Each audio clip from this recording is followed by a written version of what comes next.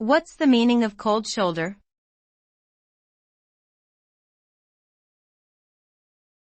Cold shoulder.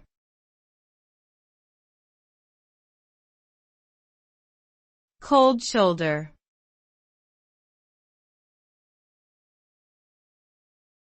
Cold shoulder.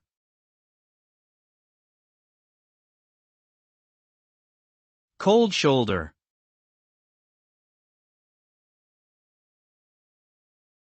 Cold shoulder means to intentionally show disinterest or disregard towards someone, often by ignoring them or being aloof. The term comes from the practice of giving someone a cold shoulder when they were no longer welcome, such as in a social setting. This can cause the recipient to feel hurt, excluded, or rejected.